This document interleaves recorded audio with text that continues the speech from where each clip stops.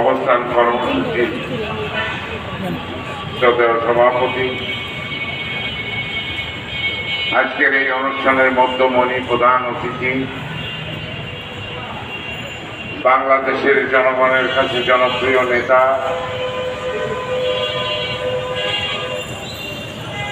বিএনপির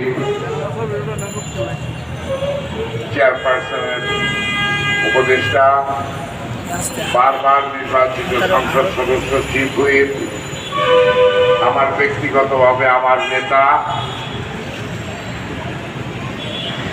জনপ্রিয় জননেতা জয়নাল আবেদিন ফারুক,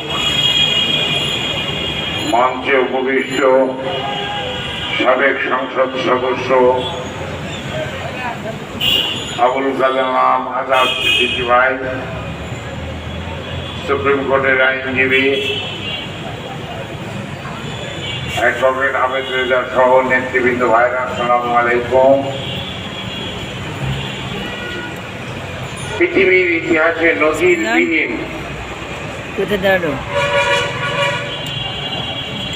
ভাবে মাথায় কিছু আছে নাকি ফ্যাসিস্ট হাসিনা মাথায় কিছু আছে, পদত্যাগ করতে বাধ্য হয়েছেন এবং পালিয়ে গিয়েছেন। সাংবাদিক মাথায় কিছু আছে না, কিন্তু পালিয়ে যেয়ে তিনি ক্ষান্ত হননি।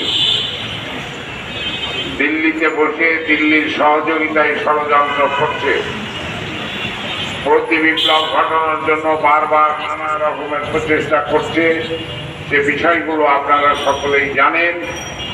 আজকের এই প্রতিবাদ সমাবেশে আমি জয়নাল আবেদিন ফারুক ভাইয়ের মাধ্যমে আমি বিএনপির কাছে আবেদন করতে চাই, এই ষড়যন্ত্রের মধ্যমণি বঙ্গভবনে বসে ষড়যন্ত্র করছে, এই ষড়যন্ত্রকারী প্রেসিডেন্টের পদত্যাগ চাই। এই প্রেসিডেন্টকে কেন্দ্র করে প্রতি বিপ্লব ঘটানোর সমূহ সম্ভাবনা বিরাজমান পরিস্থিতিতে আমি রাষ্ট্রপতির পদত্যাগ দাবি করছি। প্রিয় ভাইরা আমার, বিশ্ব বরেণ্য অর্থনীতিবিদ, বিশ্ব বরেণ্য ব্যক্তিত্ব ডক্টর মোহাম্মদ ইউনূস প্রধান উপদেষ্টা হয়েছে বিএনপি সহ বৈষম্যমূলক ছাত্র আন্দোলনের, বৈষম্য বিরোধী ছাত্র আন্দোলনের নেতৃবৃন্দের প্রস্তাবিত ডক্টর মোহাম্মদ ইউনূস আজকে দেশের প্রধান উপদেষ্টা। আজকে আমাদের তাকে সর্বোচ্চ সহযোগিতা প্রদান করতে হবে। 8 তারিখ থেকে আজকে 2 তারিখ, 24 দিন এই সরকারের বয়স, কিন্তু আমি তাজ্জবের সাথে লক্ষ্য করছি এই দেশ থেকে পালিয়ে যাওয়া শেখ হাসিনার বিরুদ্ধে এখন পর্যন্ত কোন তদন্ত কমিশন গঠন করা হয় নাই। তার ফ্যাসিস্ট শাসনামলের সকল দুষ্কর্মের তালিকা তৈরি করার জন্য দেশের বরেণ্য বিচারপতিকে দিয়ে অবিলম্বে একটি তদন্ত কমিশন গঠন করে তার বিরুদ্ধে রাষ্ট্রীয়ভাবে আইনগত ব্যবস্থা গ্রহণ করতে হবে। প্রিয় ভাইরা আমার, এই দেশে গত 15 বছরে প্রায় 15 লক্ষ কোটি টাকা বিদেশে পাচার করেছে।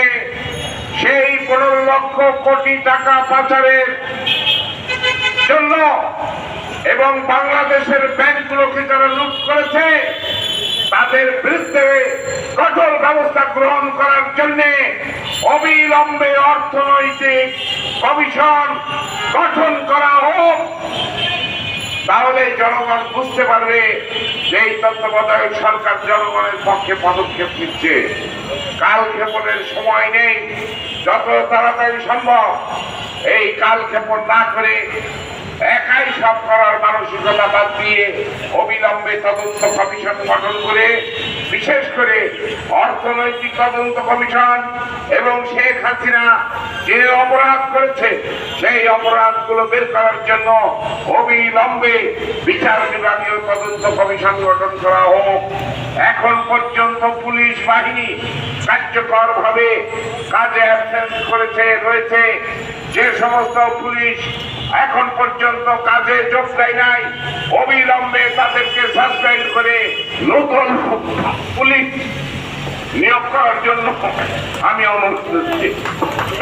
প্রিয় ভাইয়েরা আমার, আমাদের নেতা বক্তৃতা করবেন, তাকে সময় দেওয়ার জন্য পানি তাকে বক্তব্য রাখার সুযোগ করে দিয়ে তার দিক নির্দেশনা আমরা শুনবো। এই আহ্বান জানিয়ে আপনাদের সবাইকে ঐক্যবদ্ধ থাকার আহ্বান জানিয়ে আমি জয়নাল আবেদিন ফারুক ভাইয়ের মূল্যবান বক্তব্য আমরা শুনবো, সবাই মিলে শুনবো।